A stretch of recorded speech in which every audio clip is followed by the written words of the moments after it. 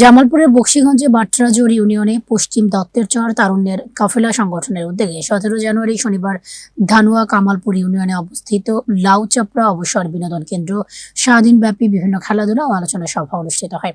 বিস্তারিত ইলিয়াস শাহের পাঠানো তথ্য ও ভিডিও চিত্রে।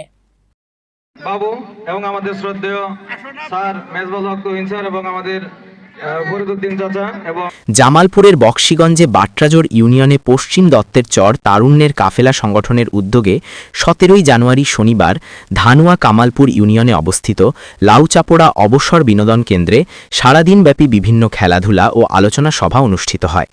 উক্ত আলোচনা সভায় সভাপতিত্ব করেন সংগঠনের সভাপতি ইউসুফ আলী।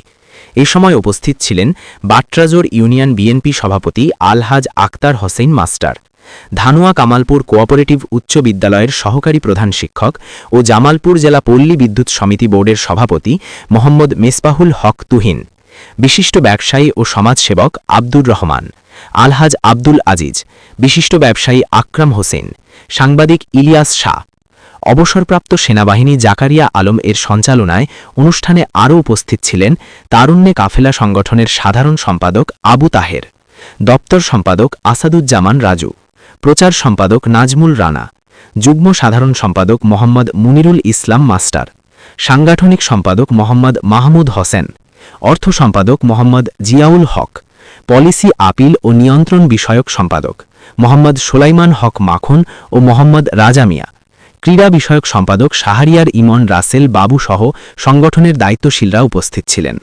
ইউনিয়ন থেকে থানা পর্যায়ে আমরা নিজেদের দায়ী, আপনাদের হেল্প দরকার, আপনারা আমাদেরকে বিভিন্নভাবে হেল্প করবেন, এই বলে আমি আমার বক্তব্য শেষ করছি। খোদা হাফেজ। আপনাদের দোয়ায় পাশে আমি সবসময় থাকি। হয়তোবা আর্থিক সহযোগিতা আমি হয়তোবা কম করতে পারি, যেহেতু রিটায়ার করার পরে কয় টাকাই আর বেতন থাকে। আওয়ামী লীগের আমলে নির্বাচিত নেতা এবং কি অনেক অত্যাচার অন্যায় সহ্য করেছেন। আমরাও বিএনপিকে অনেক ভালোবাসি শুরু থেকেই। তাদের কাছে আমার একটাই আবদার যে আপনাদের সহযোগিতা, যাতে আমরা এই তারুণ্য কাফেলাটাকে। তারুণ্যে কাফেলা সংগঠন একটি অরাজনৈতিক সংগঠন। এই সংগঠনের মাধ্যমে সমাজের বিভিন্ন উন্নয়নমূলক কাজ ও গরিব অসহায় দুস্থ পরিবার আর্থিক সহায়তা ছাড়াও সমাজের পিছিয়ে পড়া মানুষদের নিয়ে এবং রাস্তাঘাট সংস্কার সহ নানা ধরনের সেবামূলক কাজ করে থাকেন।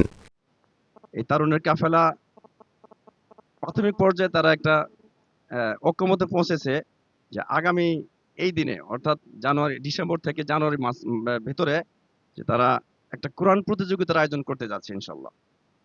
এই কোরআন প্রতিযোগিতা। ধন্যবাদ সবাইকে এত সুন্দর একটা আয়োজন করার জন্য।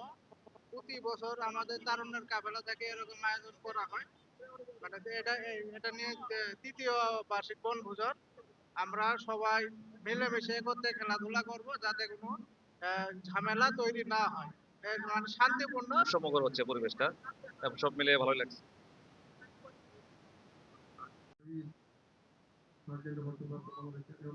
আর এরই ধারাবাহিকতায় সংগঠনটির কাজের গতি আরও ত্বরান্বিত করতে উক্ত সংগঠনের সদস্যদের নিয়ে প্রতি বছরই মিলন মেলা ও খেলাধুলা সহ বার্ষিক বনভোজনের আয়োজন করে থাকেন।